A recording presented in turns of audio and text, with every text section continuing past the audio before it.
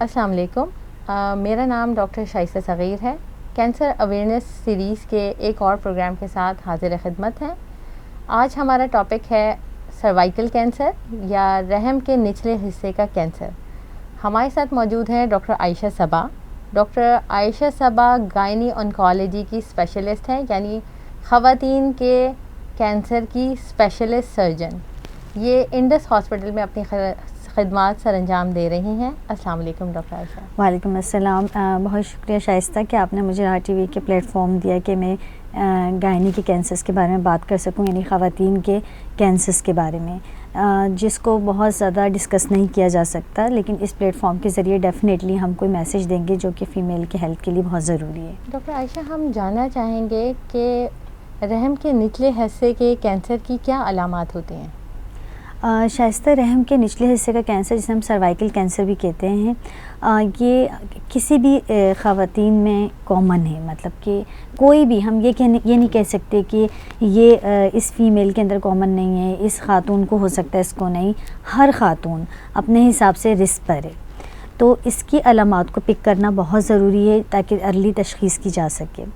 जैसे कि सबसे इम्पॉर्टेंट इसमें अलामात में एक अलामत है ब्लीडिंग का होना, यानी कि अपनी माहवारी ज़्यादा आना या अपनी माहवारी से हट के आपको ब्लीडिंग होना, या आपको किसी अज़वाजी ताल्लुकात के बाद फ़ौरन से ब्लीडिंग होना। ये सारी अलामत ऐसी हैं जिसमें आपको फ़ौरन से अपने डॉक्टर से, गायनिकोलॉजिस्ट से रुजू करना चाहिए। क्या गायनी के किसी ख़ास माहिर को दिखाना ज़रूरी है? शाइस्ता, बहुत अच्छा सवाल है। अमूमन जब भी किसी भी हमारी यहाँ ख़वातीन को कोई भी मसला लाहिक होता है, सबसे पहले तो वो इतना ज़्यादा हमें एक्सपोज़ नहीं किया जाता, वो बताती नहीं है, या वो इस तरह की ब्लीडिंग को समझती इम्पॉर्टेंट नहीं है। और अगर कुछ ख़वातीन जो इसको इम्पॉर्टेंट समझती भी हैं, वो एक जनरल फिजिशियन के पास भी जाती हैं, जो कि जाना भी चाहिए, लेकिन इसका बेस्ट डॉक्टर जो है वो एक गायनेकोलॉजिस्ट हो सकता है, जो कि एक मुआयना, हिस्ट्री लेने के बाद, पूरी डिटेल मालूम करने के बाद एक अंदरूनी मुआयना करना बहुत ज़रूरी है। उसको बहुत नेगलेक्ट किया जाता है, उसको इम्पोर्टेंस नहीं दी जाती है, और बहुत सारी इन्वेस्टिगेशंस करवा ली जाती हैं, लेकिन अंदरूनी मुआयने को बहुत इम्पोर्टेंस नहीं दी जा सकती। जो कि इस प्लेटफॉर्म के ज़रिए मैं कहना चाहती हूँ कि प्लीज़ अंदरूनी मुआयना ज़रूर करें अगर कोई भी मरीज़ नॉर्मल ब्लीडिंग के साथ आता है। तो गायनेकोलॉजिस्ट बेस्ट पर्सन है, और उसके बाद अगर कोई ऐसी तशख़ीस होती है तो फिर आगे उसका स्पेशलिस्ट, जैसे गायनी ऑन्कोलॉजिस्ट कहते हैं, उसके पास रेफ़र करना ज़रूरी है। क्या इसका इलाज मुमकिन है? शाइस्ता, बिल्कुल इसका इलाज मुमकिन है। मैं सारी ख़वातीन को इस प्लेटफॉर्म के ज़रिए बताना चाहती हूँ कि इसकी डिफरेंट स्टेजेस होती हैं और हर स्टेज का इलाज मुमकिन है। जितनी जल्दी आप प्रेजेंट करते हैं, जितनी छोटा ट्यूमर होगा, उतना चांसेस सर्वाइवल की, यानी कि ज़िंदगी के दिन ज़्यादा होने के चांसेस हैं, क्योंकि ट्रीटमेंट सर्जरी हो सकती है उस केस में। अगर अर्ली स्टेज है, शुरू का स्टेज है, तो उसमें सर्जरी करके पेशेंट की लाइफ को बचाया जा सकता है। बदकिस्मती से हमारे पास जितने भी, ज़्यादातर 98% जो ख़वातीन आती हैं, वो हमारे पास पूरा ट्यूमर जो है वो एडवांस स्टेज में आता है, जबकि फैला हुआ होता है। उस कंडीशन में हम तशख़ीस तो कर सकते हैं, लेकिन सर्जिकली उसे मुकम्मल तौर पे निकाला नहीं जा सकता, क्योंकि वो फैला हुआ बहुत होता है। उस सूरत हाल में फिर शुआओं के डॉक्टर से रुजू किया जाता है और उनके पास पेशेंट को भेजा जाता है।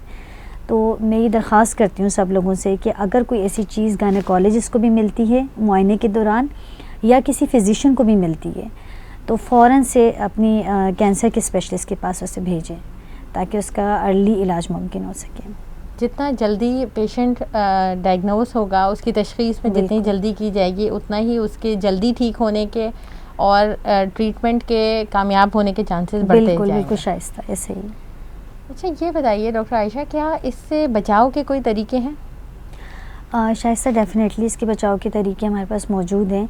सबसे इम्पॉर्टेंट तरीका ये है स्क्रीनिंग बेसिकली मैं अपनी आवाम को बताना चाहती हूँ कि स्क्रीनिंग वो टेस्ट होते हैं जिसमें हम पहले से, अगर किसी को नहीं भी होती बीमारी, लेकिन हम कुछ टेस्ट करते जाते हैं कुछ टाइम के बाद, जिससे हम उस अलामात को पिक कर सकते हैं। कोई भी अबनॉर्मलिटी क्रिएट हो रही होती है रहम के निचले हिस्से में, जैसे कि हमारे पास है पैप स्मीयर जो है वो एक टेस्ट है जिसमें हम अंदरूनी मुआयना करते हुए एक स्लाइड के ऊपर रहम के निचले हिस्से का कुछ खुलिये ले लेते हैं और उनको मुआयने के लिए भिजवाते हैं।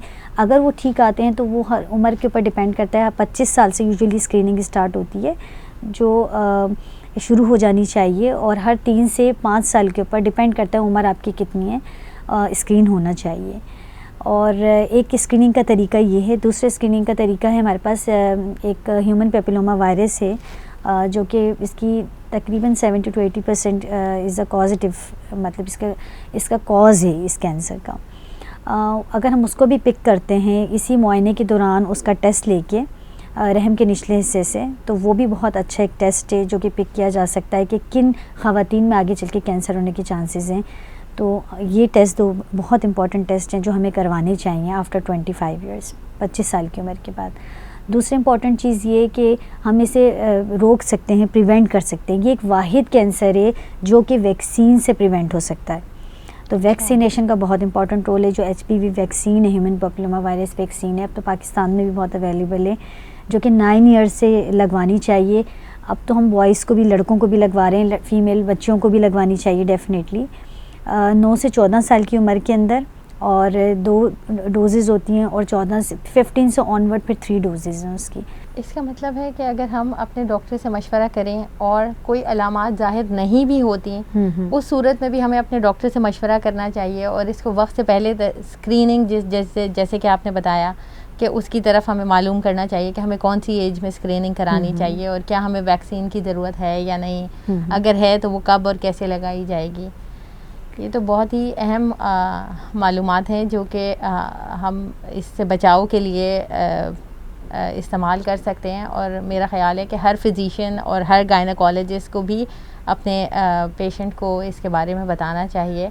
एंड आई होप कि जो हमारे सुनने वाले लोग हैं उन्हें भी बहुत कम पता होगा कि अच्छा किसी वैक्सीन के थ्रू हम कैंसर से भी बचाव कर सकते हैं। इसके अलावा कोई मैसेज आप जो देना चाहें सर्वाइकल कैंसर से रिलेटेड? बिल्कुल शाइस्ता, मैसेज मैं ये देना चाहूँगी कि बदकिस्मती से हमारे पास जो सर्वाइकल रहम के निचले हिस्से का कैंसर है, पाकिस्तान में एक डेटा के मुताबिक रोज़ाना 20 ख़वातीन की इंतकाल हो रहा है इस कैंसर की वजह से, अमवात में शामिल है। ये बहुत इंपॉर्टेंट कॉज है और ये कैंसर जो हम प्रिवेंट कर सकते हैं स्क्रीनिंग के ज़रिए। सबसे इम्पॉर्टेंट चीज़ ये अर्ली पिक कर सकते हैं स्क्रीनिंग के ज़रिए। HPV vaccine, human papilloma virus vaccine के ज़रिए इसको प्रिवेंट किया जा सकता है। तो हमें अपनी सब बच्चियों को 9 साल की उम्र से ये लगवानी चाहिए वैक्सीन।